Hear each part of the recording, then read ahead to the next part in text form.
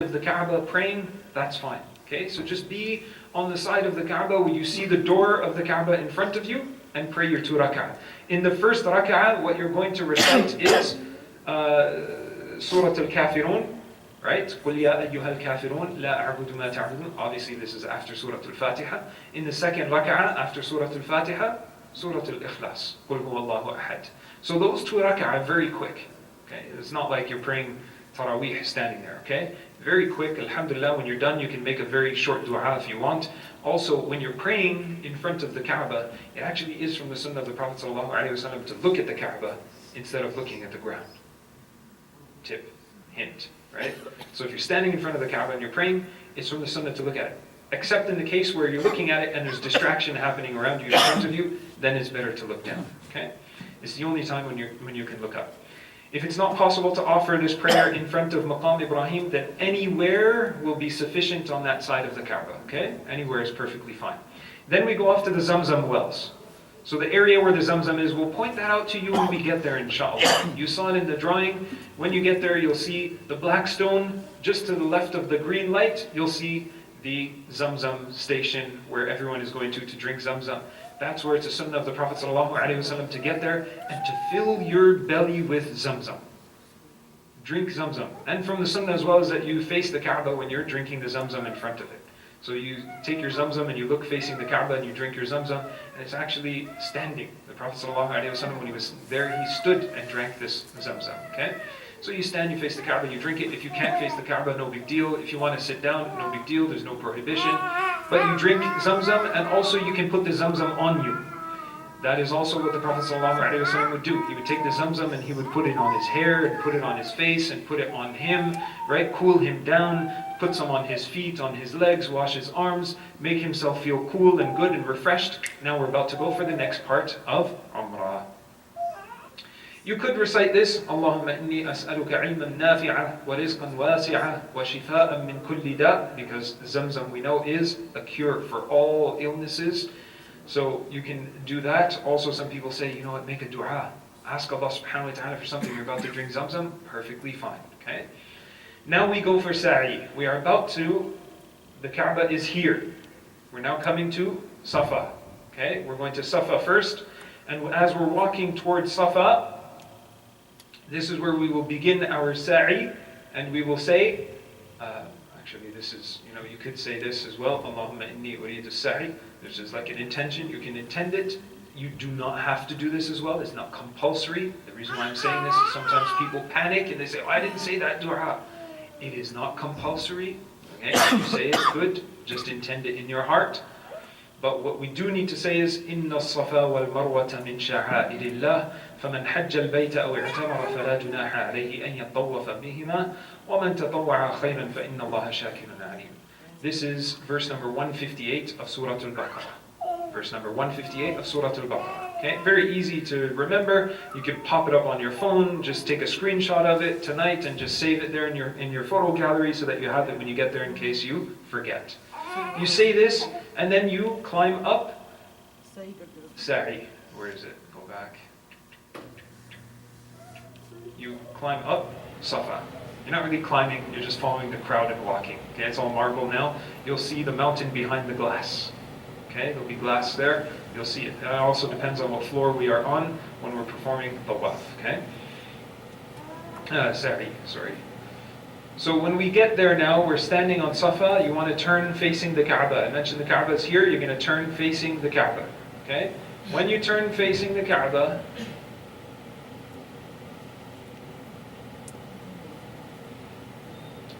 you will say this 3 times. Learn this. Sit in the plane and memorize this. Okay? Because you're going to say it 3 times on Safa, and then 3 times on Marwa, and 3 times again on Safa. Each time you get to each one of the mountains, you're going to say it. And we're going back and forth 7 times. 7 times 3, you're going to say this 21 times. Okay? Alhamdulillah, wa la ilaha illallah, wallahu akbar, la ilaha illallah wahda, la sharika lah, lahu al-mulku wa lahu al-hamd, yuhyi wa yumeet, wa huwa ala kulli shay'in qadir. La ilaha illallah wahda, sadaqa wa'da, wa nasara 'abda, wa hazama al-ahzaba wahda. You're going to say this facing the Kaaba, making dua. You say this, you make a dua. Then you say this a second time, you make a dua. Then you say this a third time, you make a dua. Then you start walking to Marwa. You get to Marwa, you're going to do the same thing. You face the Kaaba. You say this. You make a dua. You say that again. You make a dua. You say that again. You make a dua. 3 times, making a dua after each time. Don't make your dua standing in Safa and Marwa an hour long. You'll be there for the next week. Right?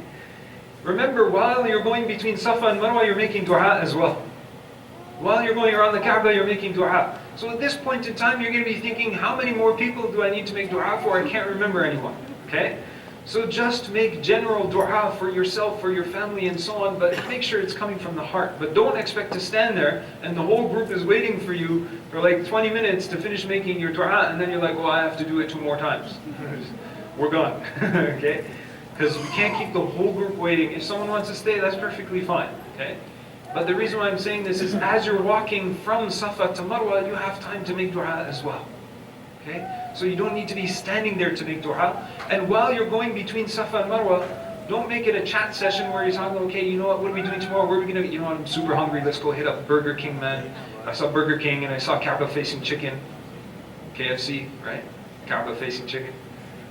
It's actually KFC, but we, as a joke, we say Kaaba facing chicken because it's actually right in front of the Kaaba. It's kind of cool. Those of you that want to go there, it's halal.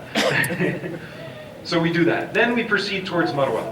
Going towards Marwa, you can make your supplication, Subhanallah, walhamdulillah, wa la ilaha illallah, wallahu akbar, wa la hawla wa la quwwata illa billah.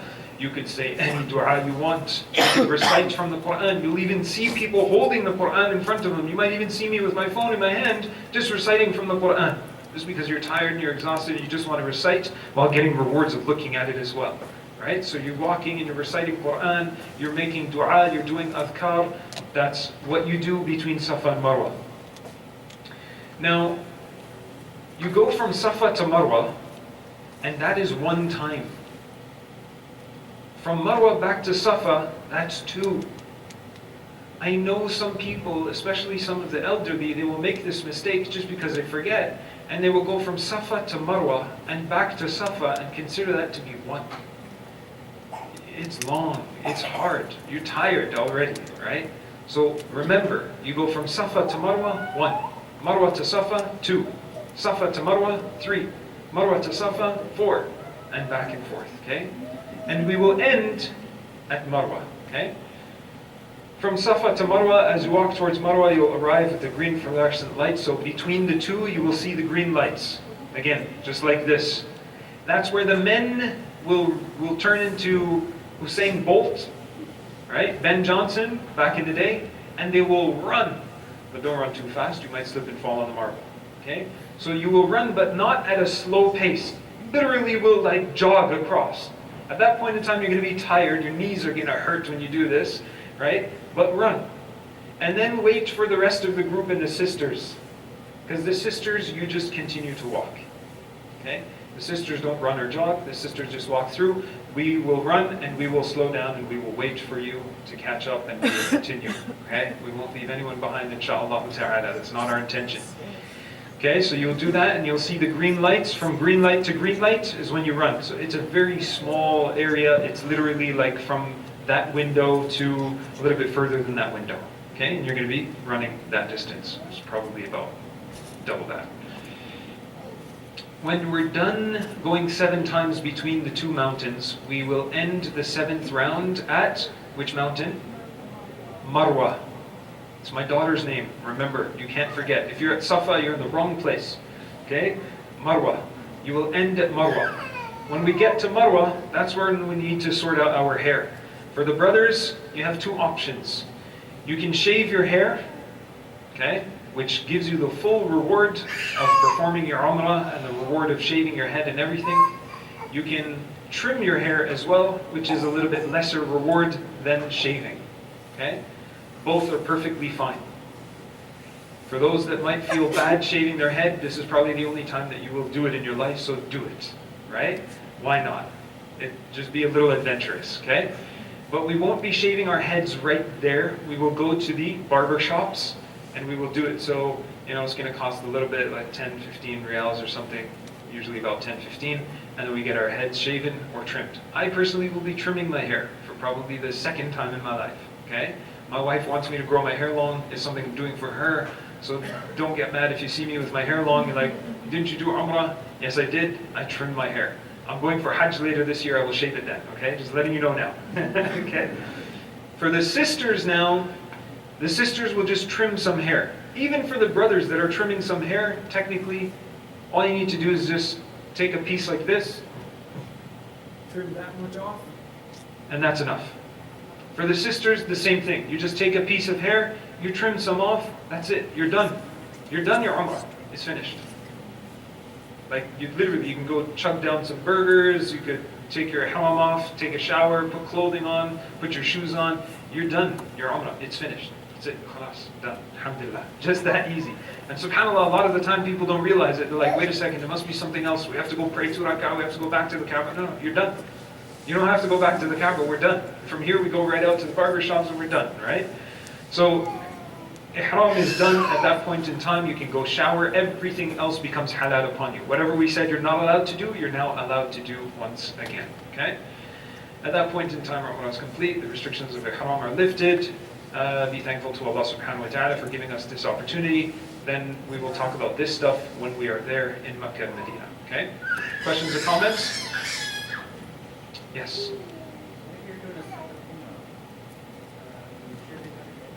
Good. So if you're doing a second Umrah, it's completely up to you. Your head might be shaven from last night's Umrah, and now you want to go to Masjid Aisha, right? And put on your ihram, make your intention, and then go for Umrah again. You can do that, and then they'll just take a razor blade and pass it over, or you can go to your room and just take your razor blade and pass it over your head, and that's it, right? Probably won't take much off, but you still need to just do that action again. Okay? Yes? No, the women can go right to their hotel room, take their hijab off, just grab some scissors, clip some off, perfectly fine. No. Just like I mentioned, so I'll just use my beard as an example, but brothers don't trim your beards off, right? So if you cut that off, that's sufficient. Okay? Just take a little piece, about 1 inch, just cut it off, that's enough. Okay? Yes. Wheelchair, very good. If you need a wheelchair, there's this new thing called a hoverboard. Just messing with you. No problem. Brother Shabazz will sort out the wheelchair, right? He's got everything covered. So you be his best friend when you get there. He will get you the wheelchair, Bismillah. And that will be easy.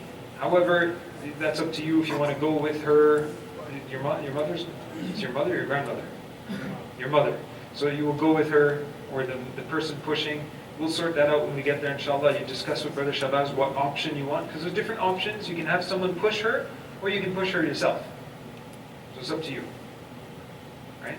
However, when you're doing tawaf, and you're in the wheelchair, you will not be on the ground floor, you will be on the first floor. And you will do it there, which actually goes fairly quick. It goes fairly quick because there's not many people there, so you can go fast. Inshallah. They will sort that out, yes.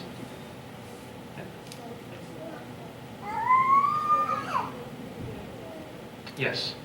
You can wear those types of slippers, you can wear sandals. Just make sure that your slippers don't mold to your feet and don't cover your ankle. Okay? What I mean by mold is it's like a complete shoe, like a boot that goes right up to your ankle. You can't use that, okay? Yes. Very good question. Any restriction for ladies? Technically, there's no restriction for ladies because they can wear their clothing, general clothing. However, if you want to wear something a little bit looser, like a sandal or something, that's recommended. But there's generally no restriction for the women as well.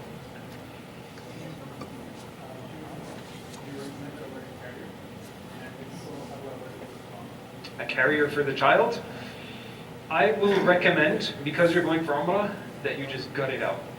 And you pass Abdullah from one person to the other. We're all going to be his father during this trip. Right? So don't worry about it, inshallah. The reason why I'm saying that is the carrier in itself is something strapped to you, which is not like a school bag. Like I know during Hajj we wear like, a backpack. But a backpack is you can just go like this and it falls off. The carrier is strapped on completely. And that's something we can't have. So I know some scholars will say, don't worry about it.